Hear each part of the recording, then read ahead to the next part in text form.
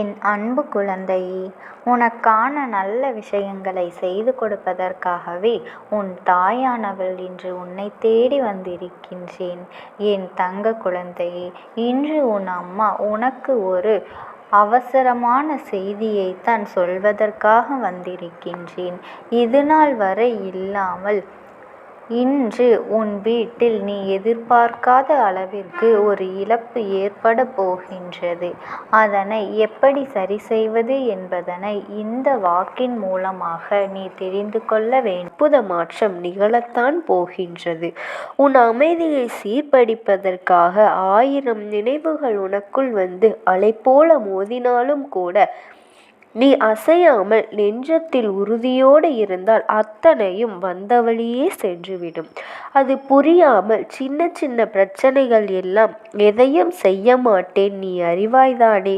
இப்பொழுது நானே உன்னை தேடி வந்து சத்தியமிட்டு சொல்கின்றேன் என்றால் நடக்கப் போகின்ற விஷயத்தில் அற்புதத்தையும் மகிமையையும் உணர்ந்து கொள்.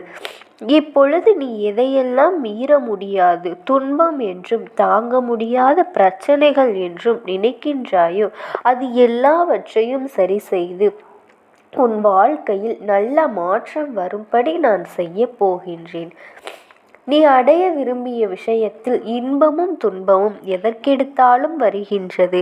நினைத்தது நடக்கவே இல்லை என்று நீ வருந்திய நாட்கள் எல்லாம் முடிய போகின்றது. வாழ்க்கை என்றாலே துன்பங்களும் துயரங்களும் இருக்கத்தானே செய்யும் என்பதனை புரிந்து கொண்டு உன் மனதை முதலில் பார்க்கவும் என் தங்கமே நீ உறுதிப்படுத்து. எவ்வளவு பெரிய கோடீஸ்வரனாக இருந்தாலும் அவரும் சிரித்து கொண்டே 24 மணி நேரமும் வாழ்க்கையை வாழ முடியாது. எந்த கஷ்டமும் நான் படவில்லை என அடித்து சொல்லவும் முடியாது.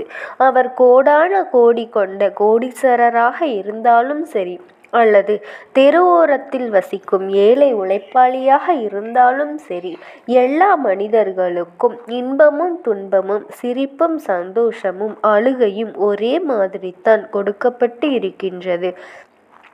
என்னுடைய வாழ்க்கையில் ஏதாவது நல்லது நடந்து விடாதா என கேட்டால் மற்றவர்களின் வாழ்க்கையை பற்றி சொல்கின்றாயே தாயே, எனக்கு ஒரு நல்லது நடத்தி கொடுக்க மாட்டாயா? என் வாழ்வில் வரும் மாற்றங்கள் வராதா என்கின்ற ஏக்கம் உனக்குள் இருப்பதை நான் நன்றாக அறிவேன்.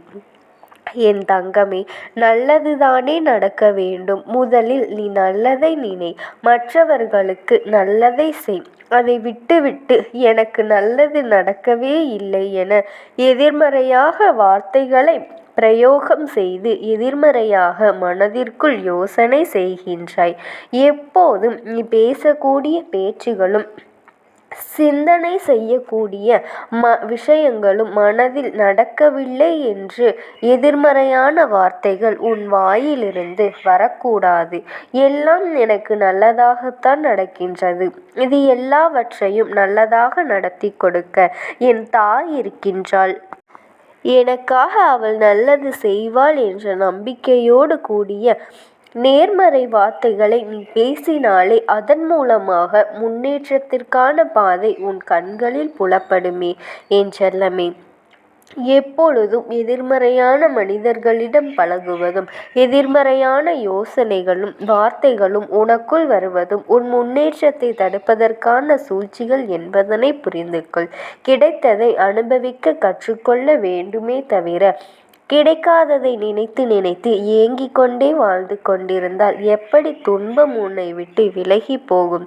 எது கிடைத்ததோ அது நன்மைக்குத்தான் என்று நினைத்து இப்போது கிடைக்கவில்லை, கூடிய சீக்கிரம் எனக்கு எல்லா நல்ல விஷயங்களும் கிடைக்கும் என நம்பிக்கையோடு என் பிள்ளை நீ எதிர்கொள்ள தயாராக இருக்க வேண்டும். உனக்கு கிடைக்காமல் எதுவுமே இருக்க விட மாட்டேன் என் செல்லமே. நீ மற்றவர்களுக்கு நல்லவனாக இருக்க வேண்டும். எல்லோரும் உன்னை நல்லவனிடம் செல்ல வேண்டுமென எதிர்பார்க்க வேண்டிய அவசியமே உனக்கு கிடையாது. உன் மனசாட்சிக்கு மட்டுமே நல்ல பிள்ளையாக இருந்தால் போதும்.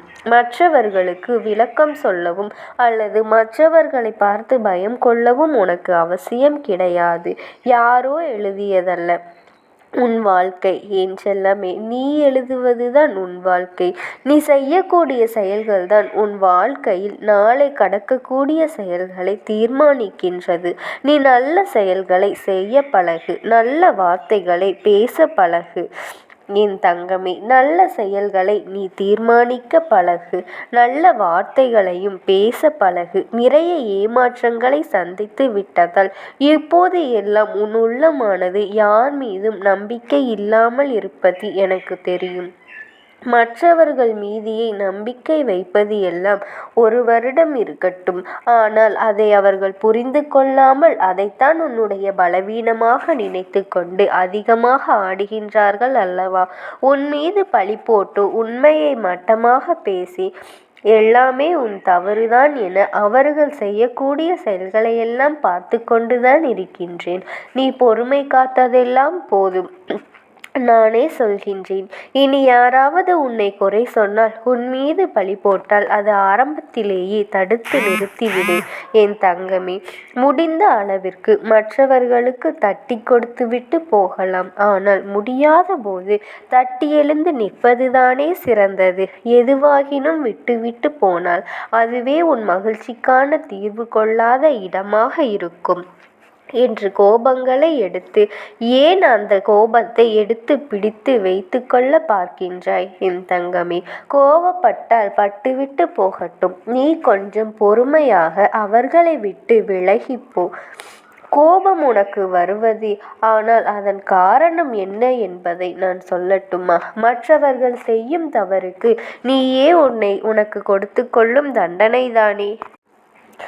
நீ கோபப்படுவதனால் மற்றவர்களுக்கு என்ன நஷ்டம்? ஆனால் நீ கோபப்பட்டு பேசும்போது அதன் மூலமாக உன் உடலுக்குள் இரத்தம் கொதித்தது அல்லவா? ஆவேசமாய் பேசினாயே, அதற்கு பிறகு அதை நினைத்து மனம் வருந்தினாய் அல்லவா?